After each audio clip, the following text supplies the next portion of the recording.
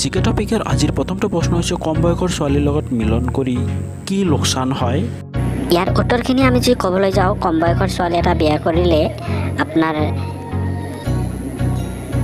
ছোৱালীজনী সোনকালে ক্ষীণ হৈ যায়, স্বাস্থ্যটো ভাল নাথাকে। পৰৱৰ্তী প্ৰশ্নটো হৈছে জোৰেৰে স্তন টিপিলে কি হয়।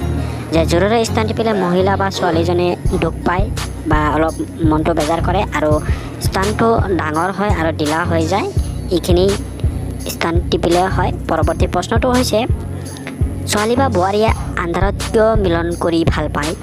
ইয়াৰ এটাই উত্তৰ আমি ক'ব পাৰোঁ যে লাজটো তেওঁলোকৰ কম পায় আৰু লাজটো নাপায় আন্ধাৰত কৰিব গ'লে, আৰু ভাল পায় তেওঁলোকৰ নিজৰ মাজত ভাল লাগে, লাজৰ কাৰণে আন্ধাৰত কৰি ভাল পায়। নেক্সট প্ৰশ্নটো হৈছে কিমান বয়সৰ ছোৱালীয়ে মিলন নকৰিলে থাকিব নোৱাৰে।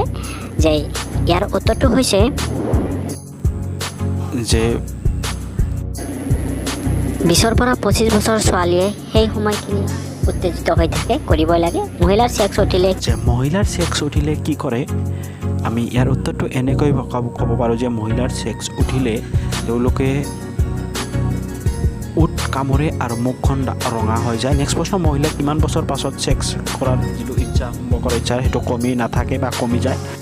ইয়াৰ উত্তৰটো হৈছে মহিলাজনৰ উত্তেজতা বা ছেক্সৰ যিটো কমি যায় সেইটো 45 পৰা 55 বছৰ বা 60 বছৰ হ'লে সেইটো কমি যায়। নেক্সট প্ৰশ্ন কিছুমান ছোৱালীৰ কম বয়সত স্তন কিয় ডাঙৰ হৈ যায়। যে এইটো এটাই কাৰণত এইটো হৈ যায়, এইটো হৈছে বিশেষ কাৰণ নহয়, বিশেষ এটা কাৰণতে হয়, সেইটো হৰমনৰ কাৰণে অলপ বয়সতে স্তনটো ডাঙৰ হৈ যায়। পৰৱৰ্তী প্ৰশ্নটো হৈছে বিয়াৰ পাছত ছোৱালী কিয় শকত হয়।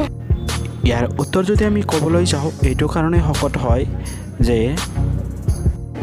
মিলনটো বেছিকৈ মিলন কৰাৰ কাৰণে সেইটো হৈ যায়। নেক্সট প্ৰশ্ন কি খাই ল'লে মিলন কৰি মজা লাগে। এইটো আমি সকলোৱে যে মিলন কৰাৰ আগতে আপুনি ভালকৈ এগিলাচ পূৰা গাখীৰ খালে আপোনাৰ মিলনটো কৰি বহুত ভাল লাগে, গাখীৰ খাই ল'লে। এই আছিল আজিৰ ভিডিঅ'।